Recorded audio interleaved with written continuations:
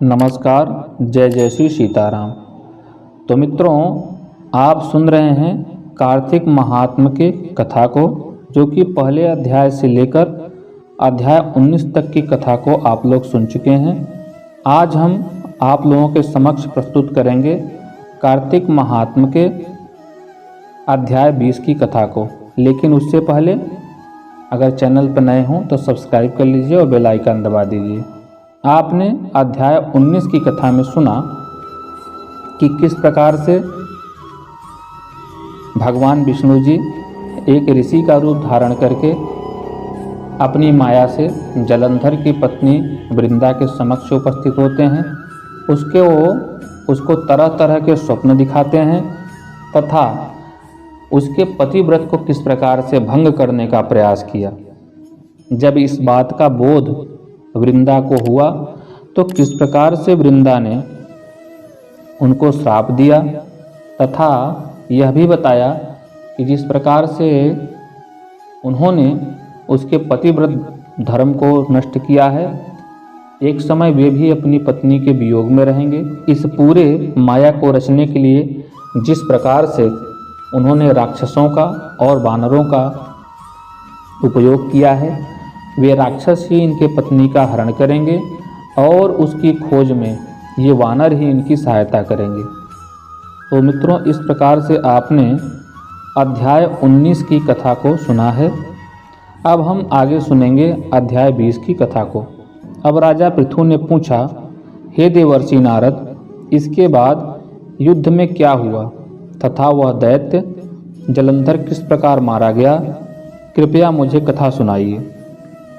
नारद जी बोले, जब गिरिजा वहाँ से अदृश्य हो गई और गंधर्वी माया भी विलीन हो गई, तब भगवान वृषभध्वज चैतन्य हो गए।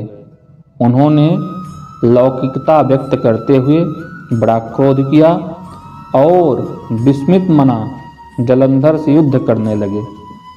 जलंधर शंकर के बाणों को काटने लगा, परंतु जब काट न सका तब उसने उन्हें मोहित करने के लिए माया की पार्वती का निर्माण कर अपने रथ पर बांध लिया। तब अपनी प्रिया पार्वती को इस प्रकार कष्ट में पड़ा देख लौकिक लीला दिखाते हुए शंकर जी व्याकुल हो गए।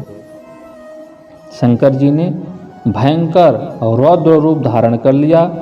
अब उनके रौद्र रूप को देख कोई भी दैत्य उनके सामने खड़ा होने में समर्थ न हो सका और सब भागने छिपने लगे। यहाँ तक कि शुंभ निशुंभ भी समर्थ न हो सके।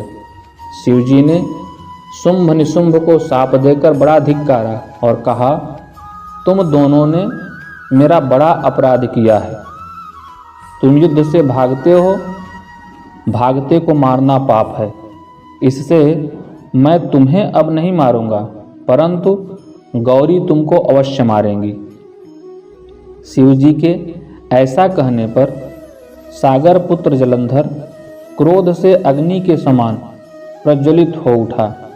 उसने शिवजी पर घोर बाण बरसाकर धरती पर अंधकार कर दिया।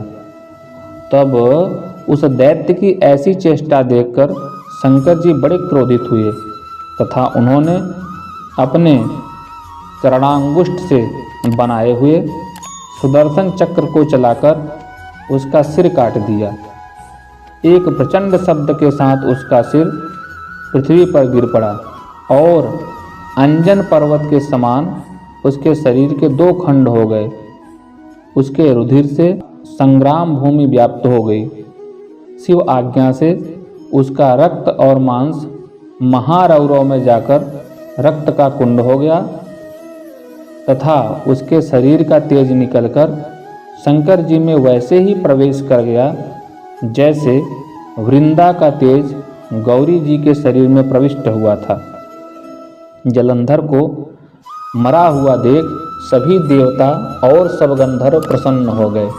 तो मित्रों, इस प्रकार से आपने अध्याय 20 में यह कहानी सुनी कि किस प्रकार से भगवान भोलेनाथ जी ने जलंधर का वध किया और किस प्रकार से जो शिवजी के अंश से ही अस्तित्व में आया हुआ दैत्य जलंधर था, वह वापस शिवजी के अंदर ही समाहित हो गया। आशा है यह कथा आपको प्रिय लगी होगी। अपनी राय कमेंट में दीजिएगा तथा अपने सगे संबंधियों से साझा करना नहीं भूलिएगा। मेरे चैनल को सब्सक्राइब करके बेल आइकन दबा दीजिए ताकि भविष्य में भी आपको ऐसी पौराणिक कहानियाँ, मोटिवेशनल कहानियाँ, साथ ही साथ वास्तु और ज्योतिष तथा कर्मकांड के विषय सरलता से प्राप्त होते रहें। पूरे वीडियो में अंत तक बने रहने के लिए आप सभी का धन्यवाद। नमस्कार। जय जय श्री